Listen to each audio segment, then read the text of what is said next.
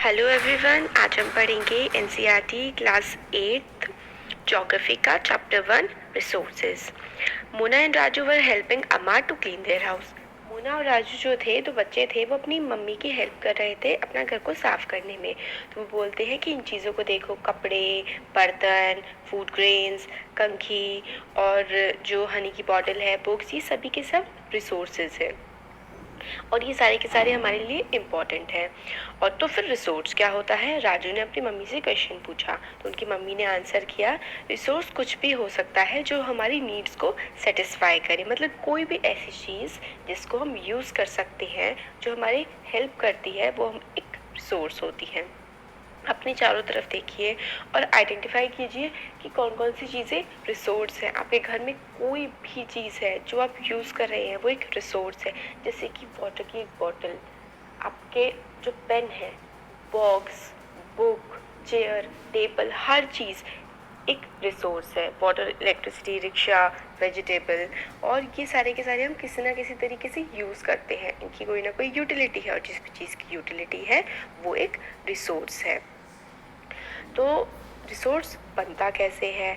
बच्चों ने पूछा अपनी मम्मी से, तो उन्होंने आंसर किया कि रिसोर्स बनता है उसकी यूज़ और यूटिलिटी की वजह से।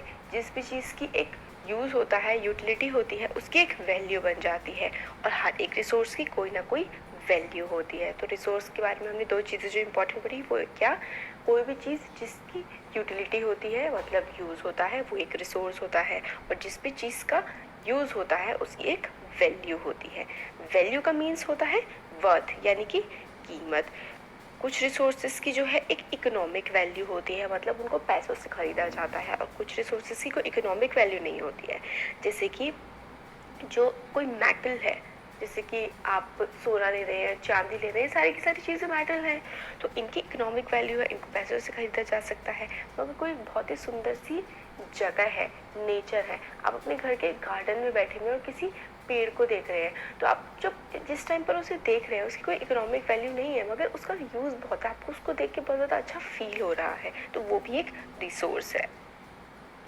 कुछ रिसोर्सेज इकोनॉमिक वैल्यूएबल बन जाते हैं टाइम के साथ। अभी हो सकता है वो इकोनॉमिकली वैल्यूएबल ना हो, क्योंकि हम लोगों के पास टेक्नोलॉजी नहीं है या फिर हमने उसकी वैल्यू को समझा नहीं है। जैसे कि इसमें बुक में एग्जाम्पल देते हैं कि आपकी जो ग्रैंड माँ की रेसिपी है, कोई भी रेमेडी है कोल्ड ठीक करने की, सपोज करिए काढ़ा है सपोज, उसकी कोई अभी मतलब इकोनॉमिक वैल्यू नहीं है, मगर हो सकता है कि आगे जा कर के हर्बल चीज़ों की इम्पोर्टेंस बहुत बढ़ जाए, कोई इसको पेटेंट करवा ले तो उसकी इकोनॉमिक वैल्यू भी हो जाएगी। ग्लॉसरी में देखिए पेटेंट का मतलब बताया गया है। पेटेंट का मतलब होता है आपका कोई भी एक्सक्लूसिव राइट किसी भी आइडिया या फिर इन्वेंशन पर। एक्सक्लूसिव का मतलब होता है सिर्फ आपका ही राइट होगा। मतलब आपने सपोज करिए कफ का खांसी के काढ़े पे आपने पेटेंट ले लिया, तो उसके बाद कोई भी वर्ड में अगर उस चीज़ को यूज़ करेगा तो वो यूज़ करने के लिए आपको पैसे देगा। ये होता है पेटेंट, क्योंकि आपने उस चीज़ के आइडिया को इन्वेंट किया है।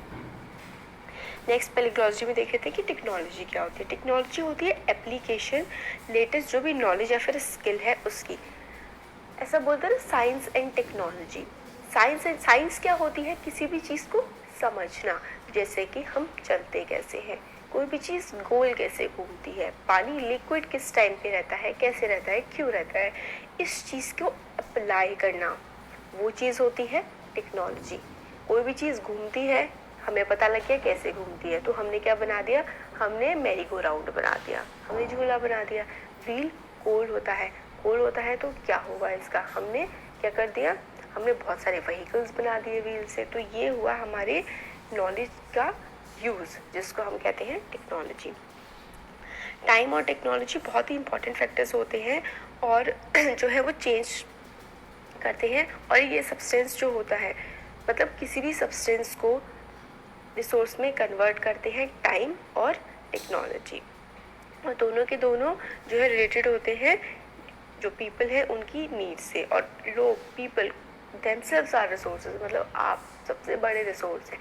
वर्ल्ड में जितनी भी चीज़ें हैं, नेचर ने हमें जो कुछ भी दिया है उसको एज ए रिसोर्स कन्वर्ट करने का काम ह्यूमन ही तो करता है। तो ह्यूमन खुद में एक ह्यूमन रिसोर्स है। हर डिस्कवरी, इन्वेंशन ह्यूमन के द्वारा ही की गई है। जैसे कि पानी था, ऊंचाई से बहता हुआ पानी था, वो तो सिर्फ पानी था, सिर्फ हम उसे पी सकते थे, मगर हमने टेक्नोलॉजी का यूज़ करके उससे इलेक्ट्रिसिटी भी जनरेट कर ली।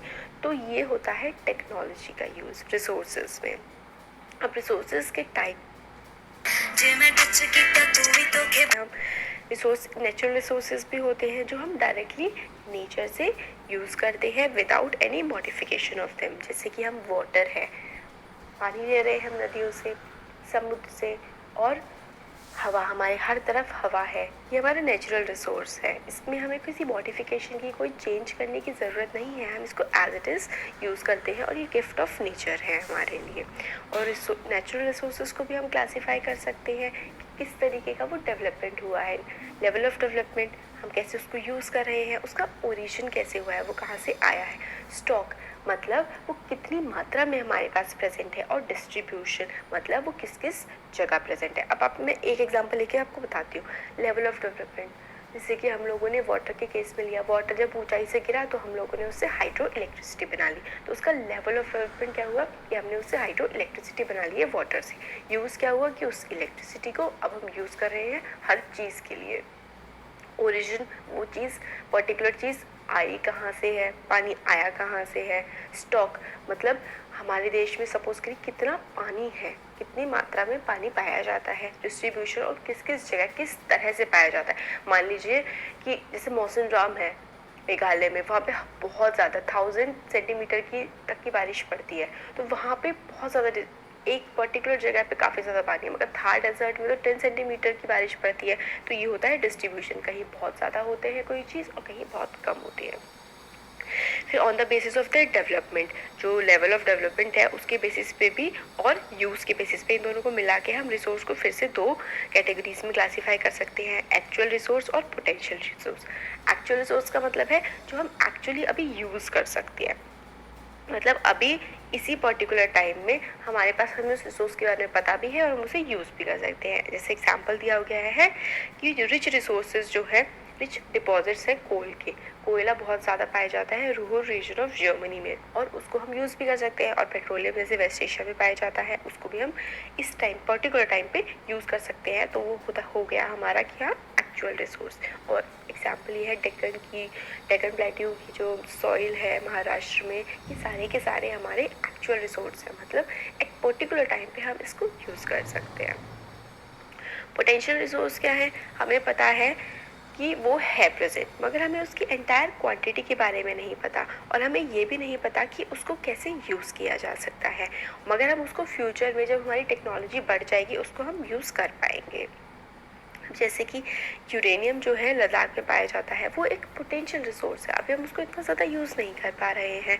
हाई स्पीड विंड्स जो थी, वो आज से 200 साल पहले एक पोटेंशियल रिसोर्स थी, हमें उसको यूज़ करना नहीं आता था, मगर आज हम लोगों ने विंड फार्म्स लगा दिए हैं और बहुत हम उससे इलेक्ट्रिसिटी प्रोड्यूस कर रहे हैं। नीदरलैंड्स में काफ़ी सारे विंड फार्म्स पाए जाते हैं। और नागरकोइल है तमिलनाडु और गुजरात का कोस्ट है, वहाँ पे भी हम लोगों ने आज विंड मिल्स लगा रखे हैं और उससे इलेक्ट्रिसिटी को प्रोड्यूस कर रहे हैं। तो पहले वो एक पोटेंशियल रिसोर्स था, मगर आज वो एक एक्चुअल रिसोर्स है।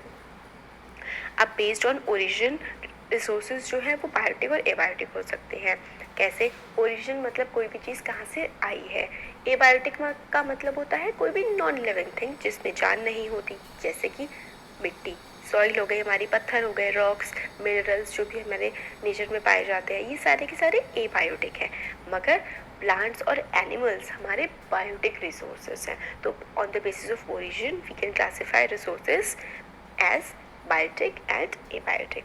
और नेचुरल रिसोर्सेज जो है उनको हम ब्रॉडली कैसे क्लासीफाई कर सकते हैं, उसको हम दो तरीके से क्लासीफाई कर सकते हैं, रिन्यूएबल और नॉन रिन्यूएबल।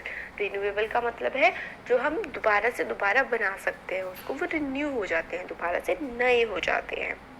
नॉन रिन्यूएबल मतलब हमने एक बार यूज़ कर लिया तो वो फिर उसके बाद ख़त्म हो जाता है। रिन्यूएबल रिसोर्सेज का एग्जांपल जैसे कि वाटर है, वाटर एक वाटर साइकिल में चलता जाता है। और सॉइल है, फॉरेस्ट है, यहाँ पेड़ दोबारा लगा सकते हैं, मिट्टी दोबारा बन जाती है, मगर कई लाख सालों में जाके वो बनती है।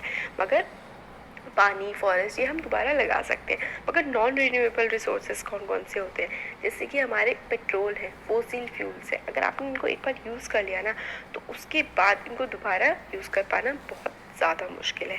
ये मतलब ख़त्म हो जाएंगे एक बार तो दोबारा करोड़ों लाखों साल इनको बनने में लगेंगे, जैसे कोयला, पेट्रोलियम, नेचुरल गैस।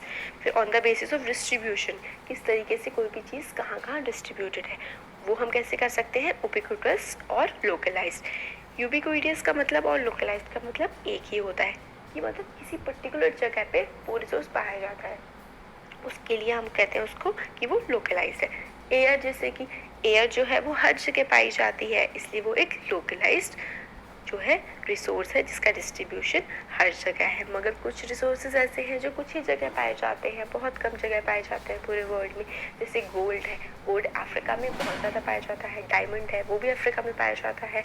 कोल है, कोल भी कुछ पर्टिकुलर जगहों पर ही पाया जाता है। इसलिए ऐसे रिसोर्सेज जो होते हैं वो लोकलाइज्ड नहीं होते हैं।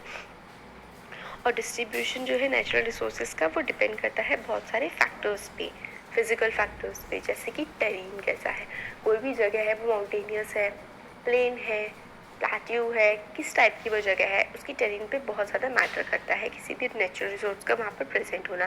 क्लाइमेट, कैसा क्लाइमेट रह रहा है, गर्मी रह रही है, सर्दी रह रही है, कैसा मानसून है, कैसा क्लाइमेट है, और कैसा ऑल्टीट्यूड है, किस हाइट पर कौन सी चीज़ प्रेजेंट है। तो जो physical factors like terrain, climate, altitude, ये नेचुरल रिसोर्सेज कहाँ कहाँ होंगे इस पर काफ़ी ज़्यादा मैटर करता है। डिस्ट्रीब्यूशन ऑफ रिसोर्सेज जो है वो अनइक्वल है, क्योंकि जो बहुत सारे फैक्टर्स हैं अर्थ के वो काफ़ी ज़्यादा वेरी करते हैं। पूरी अर्थ एक जैसी नहीं है, इसलिए जो डिस्ट्रीब्यूशन जो रिसोर्स है वो भी काफ़ी ज़्यादा वेरी करते हैं। अब ह्यूमन मेड रिसोर्सेज कैसे हैं, क्या होता है, कई बार जो नेचुरल सब्सटेंसेस रिसोर्स बन जाते हैं only when there original form has been change. Natural substances की हमने ओरिजिनल फॉर्म चेंज कर दी तो वो हमारे रिसोर्स बन जाते हैं। जैसे कि रॉ आयरन था, कच्चा आयरन होता है, जब हम उसको यूजेबल आयरन में की फॉर्म में कन्वर्ट करते हैं, अलॉयज़ मिलाते हैं तो एल्यूमिनियम बन जाता है, और वेरियस अलॉयज़ मिला के हम लोग उसको कन्वर्ट कर देते हैं एक चीज़ में, और दूसरी कई सारी चीज़ें मिला के हम एक नई चीज़ बना देते हैं। जैसे आयरन ओर का एग्जाम्पल दिया हुआ है। आयरन ओर पहले कोई रिसोर्स नहीं था जब तक लोगों ने आयरन को एक्सट्रैक्ट नहीं किया उसमें से। ऐसे ही पीपल यूज़ नेचुरल रिसोर्सेज, जो लोग हैं वो नेचुरल रिसोर्सेज का यूज़ करते हैं building, bridges, road, machinery, vehicles बनाने में। तो ये क्या सारे हो गए हमारे ह्यूमन मेड रिसोर्सेज। आप जिससे अभी फ़ोन से या लैपटॉप से, टैबलेट से आप यूट्यूब लेक्चर देख रहे हैं, वो क्या है, वो एक ह्यूमन मेड रिसोर्स है, ह्यूमन ने बनाया, नेचर से तो मिला नहीं है, तो टेक्नोलॉजी का यूज़ करके हम रिसोर्सेज बनाते हैं। अब ह्यूमन रिसोर्स के बारे में हमें बता रहे हैं कि ह्यूमन रिसोर्स क्या होता है। पीपल, लोग जो है अपनी नॉलेज से, अपनी स्किल से टेक्नोलॉजी का यूज़ करते हैं तो, और बहुत सारी नई चीज़ें बनाते हैं। तो क्या हुआ, तो हम क्या हैं, people are themselves are human resources. जिससे कि ह्यूमन रिसोर्स डेवलप कैसे हो सकता है, एजुकेशन से, पढ़ाई से, हेल्थ से वैल्यूएबल बनाता है। एजुकेशन और हेल्थ जो है वो किसी भी ह्यूमन को एक वैल्यूएबल ह्यूमन रिसोर्स बनाता है। और improving the quality of people's skill so that they are able to create more resources is known as human resource development. Human resource development क्या होता है कि लोगों की एजुकेशन को बढ़ाना, उनकी हेल्थ को बढ़ाना, और उनकी जो इन्वेंशंस है, उनकी जो क्वालिटी ऑफ लाइफ है उसको इम्प्रूव करना। तो जब लोगों की स्किल्स बढ़ेंगी तो वो और ज़्यादा इन्वेंशंस कर पाएंगे और ज़्यादा रिसोर्सेज बना पाएंगे। तो इसका मतलब क्या होता है इस सारे प्रोसेस का, कि ह्यूमन के रिसोर्सेज को, ह्यूमन को इस तरीके से डेवलप करना कि वो एक अच्छा रिसोर्स बन पाए। तो ये क्या होता है, human resource development. Human resource number of चीज़ों को रेफर करता है, क्वांटिटी, जैसे कि उसकी एबिलिटीज़ क्या होती है, मेंटल और फिजिकल एबिलिटीज़ क्या है। पीपल, लोगों के जो व्यूज़ हैं वो डिफ़र करेंगे regarding treatment of humans as resource. कि आप लोगों को एज अ रिसोर्स कैसे ट्रीट कर सकते हो, ह्यूमन तो ह्यूमन है, आप उसको एक रिसोर्स क्यों बना रहे हो। कुछ लोग ऐसा भी बोल सकते हैं, मगर हम एक फैक्ट डिनाई नहीं कर सकते कि ह्यूमन के पास एबिलिटीज़ है हमारे जो फिजिकल मटेरियल है उसको वैल्यूएबल रिसोर्स में ट्रांसफ़र करने की। ह्यूमन ने ही तो सारा, एक आयरन ओर दिया था हमें नेचर ने, उसको हम यूज़ नहीं कर सकते थे, हमने उसमें से आयरन एक्सट्रैक्ट किया। तो जिसने आयरन एक्सट्रैक्ट किया वो भी तो एक हमारा ह्यूमन रिसोर्स ही है ना, जिसने अपना दिमाग लगाया, टेक्नोलॉजी लगाई। और जब हम ह्यूमन रिसोर्स को डेवलप करते हैं एजुकेशन से, हेल्थ से, उसको स्किल देके, तो वो होता है प्रोसेस ह्यूमन रिसोर्स डेवलपमेंट का। अब कंजर्विंग रिसोर्सेज, हम रिसोर्सेज को कैसे कंजर्व कर सकते हैं। अब ये देखिए, अगर हम लोग अपने रिसोर्सेज को कंजर्व नहीं करेंगे, बर्बाद करते रहेंगे, तो जो पिक्चर में कंडीशन दिखा रखी है ना, इसी टाइप की कंडीशन हो जाएगी हमारी अर्थ की। फिर मोना बोलती है कि उसको मतलब रात को एक बुरा सपना आया, उसने देखा कि जो है हर तरफ पानी, that all the water on earth had dried up, मतलब पानी बिल्कुल सूख चुका है, सारे के सारे पेड़ कट चुके हैं, कोई शेड नहीं है, कुछ भी खाने के लिए नहीं बचा है, लोग सफ़र कर रहे हैं और इधर उधर घूम रहे हैं खाने के लिए और छाँव के लिए। तो फिर ये बात उसने अपनी मम्मी को बताई इस ड्रीम के बारे में। तो उसकी मम्मी बताती हैं कि अगर हम लोग केयरफुल नहीं रहे और that even renewable resources can become very scarce and the non-renewable ones can definitely get exhausted। अगर हम लोग इसी तरीके से पेड़ों को काटते रहे, पानी को बर्बाद करते रहे, तो जो ये रिन्यूएबल रिसोर्सेज है ना हमारे, एक दिन ये भी हम बिल्कुल ही ख़त्म कर देंगे, बर्बाद कर देंगे हम इन्हें, अगर इसी तरीके की प्रैक्टिसेस हम करते रहे। तो रिसोर्सेज को जो हमें यूज़ करना चाहिए वो केयरफुली यूज़ करना चाहिए और उनको टाइम देना चाहिए कि वो रिन्यू हो पाए। इसको हम बोलते हैं रिसोर्स कंजर्वेशन। मतलब आप पानी उतना ही यूज़ कर लीजिए जितनी आपको ज़रूरत है। आप क्यों टैप खुली छोड़ते हैं? लोग क्यों सड़क की धुलाई करते हैं? कुछ लोग ऐसे होते हैं कि रोज़ की रोज़ सड़क धोने बैठ जाते हैं, 2-2 घंटे तक सड़क ही धोते रहते हैं, अपने घर 2-2 घंटे तक रोज़ धोते हैं। क्या मतलब है? कार धोते हैं तो कम से कम 50 लीटर पानी, 100 लीटर, 200 लीटर पानी बर्बाद कर देते हैं। क्या मतलब है इस चीज़ का? आप यूज़ करिए, बर्बाद क्यों कर रहे हैं?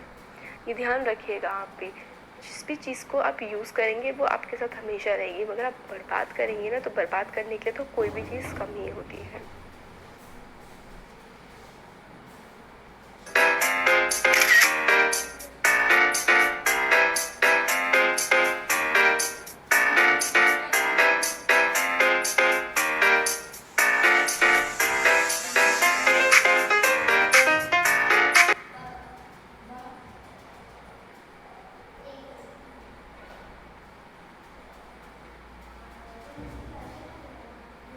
अपने फोन से एक क्रिएटिव वीडियो शूट करना चाहते हो? सबसे पहले आप लोग को अपने मोबाइल को उल्टा करते हुए जमीन पर रख देना है एंड जो मॉडल रहेगा वो सिंपली मोबाइल के सामने आकर खड़ा हो जाएगा। वीडियो रिकॉर्डिंग को स्टार्ट करना है। जैसे जैसे मॉडल आगे की तरफ बढ़ेगा हमें अपने मोबाइल को धीरे धीरे ऊपर की तरफ लाता रहना है। वीडियो रिकॉर्डिंग करने के बाद विटा ऐप के अंदर हमें ये वीडियो को ओपन करना है एंड यहाँ से आप लोग को अपनी वीडियो को एकदम स्मूथ स्लो मोशन कर लेना है। आप लोग चाहे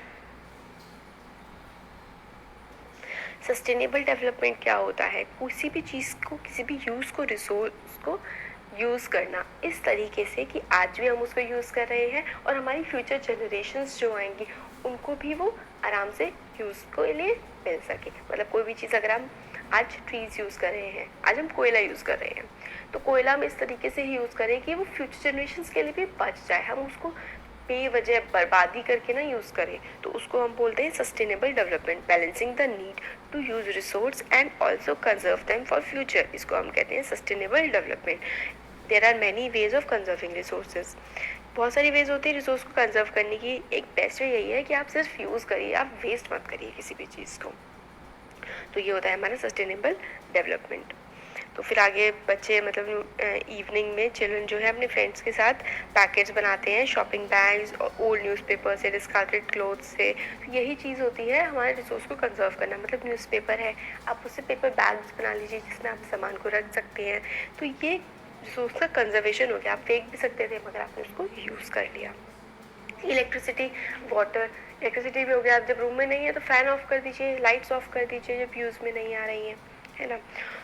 तो कुछ प्रिंसिपल्स हैं सस्टेनेबल डेवलपमेंट के कि रिस्पेक्ट एंड केयर करो ऑल फॉर्म्स ऑफ लाइफ की, एनिमल हो, प्लांट हो, हर किसी की हमें रिस्पेक्ट करो। इम्प्रूव करो quality of human life. Quality कैसे इम्प्रूव कर सकते हैं? गंदगी ना फैला करके और रिसोर्सेज को अच्छे से यूटिलाइज कर करके। कंजर्व करिए अर्थ को, वाइटेबिलिटी और उसकी डाइवर्सिटी। मतलब जो हमारी अर्थ है वो ऐसी अच्छी बनी रहे जैसे हमने नेचर ने हमें प्रोवाइड की थी। इसमें डाइवर्सिटी रहे, तरह तरह के प्लांट्स रहे, एनिमल्स रहे। इस तरीके से हम लोगों को अपनी अर्थ को कंजर्व करके रखना है। मिनिमाइज कर, कम करना है नेचुरल रिसोर्सेज का डिप्लीशन। हम लोग इतना ज़्यादा यूज़ करें, जैसे कोयला हो गया, पेड़ हो गए, हम काटे जा रहे हैं, यूज़ करे जा रहे हैं। तो हम थोड़ा उसको सस्टेनेबल वे में यूज़ करें ताकि वो फ्यूचर जनरेशन्स के लिए भी बचा रहे। और हमारा जो एटीट्यूड है उसको भी हमें चेंज करने की ज़रूरत है प्रैक्टिसेस हमारी एनवायरनमेंट के प्रति। वही कि हम लोग क्या करते हैं, सबसे बड़ा एग्जांपल है पेड़ काटने का और पानी को बर्बाद करने का। लोग पानी ऐसे ही टैप्स को खुला छोड़ देते हैं, बंद ही नहीं करते हैं यूज़ करने के बाद। लाइट्स को हम खुला ही छोड़ देते हैं, टीवी चल रहा है, एसी चल रहा है। ऐसा नहीं करना चाहिए, ढंग से यूज़ करो उसको।